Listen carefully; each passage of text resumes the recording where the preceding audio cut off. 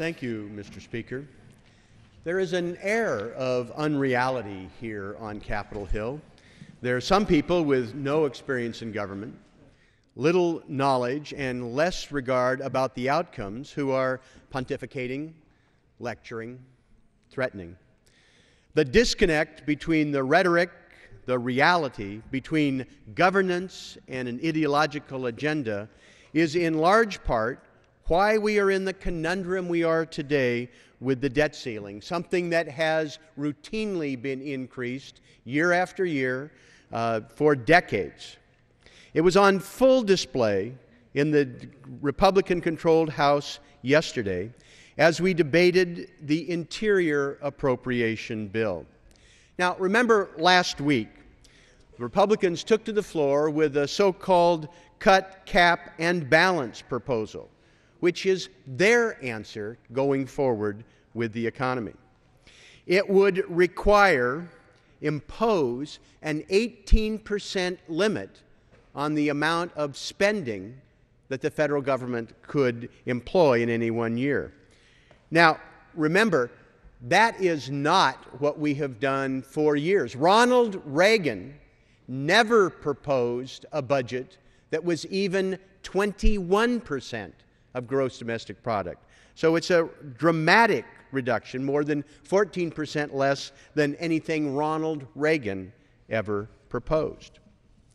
Well, yesterday in the debate, my colleague from Kansas offered an amendment that I personally found destructive and unbalanced, that would have done terrible things, singling out for elimination the National Endowment for the Arts, the National Endowment for the Humanities, zeroing out important resources for construction for fish and wildlife, construction and acquisition of land.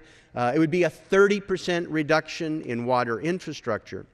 Overall, it would have been an 11% reduction. But at least it was honest. This is where, in fact, some of my Republican colleagues want to go. In fact, it is less than what they would have imposed with their proposal the week before. As I argued against it on the floor, I predicted that it would fail overwhelmingly, that most Republicans would vote against it, because even though they are willing to make reckless proposals disconnected from reality, if the only consequences are polls and politics, when it really comes down to basics, even they don't want to impose it. Remember what happened on the floor of the House when we were debating Republican and Democratic alternatives to the budget? The Republican study group offered up their proposal that went even further than my friend Paul Ryan's. And when it was passing, we watched Republicans start to twist arms to get people to vote against it, because again, it was something they thought was great politics and theater, but if it came closer to reality, they understood that it would hurt them if the American public understood the real agenda. Well, we're now in a very serious stage dealing with the debt ceiling. Actions matter. Too many are still acting like they're on the campaign trail, or at a Tea Party rally, or on a Fox TV show shout fest. There have already been negative consequences from the reckless action holding the debt ceiling hostage. American businesses are paying more. There are threats that we're going to be paying more for interest in the international bond market. It's past time to stop this dangerous posturing.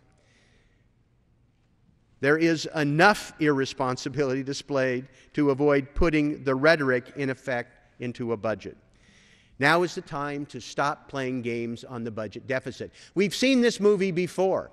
The last time the Republicans took control in 1995, there was a debate on lifting the debt ceiling, imposing a balanced budget amendment. It failed by one vote in the Senate, and it failed with the single Republican no vote, Mark Hatfield from Oregon. Senator Hatfield, in a profile in Courage, stood up and he made clear he was all in favor of balancing the budget, but not with a gimmick long into the future. He was chair of the Appropriations Committee. He invited his colleagues to make the action by reducing the budget, not playing games with gimmicks. That's what we should do today.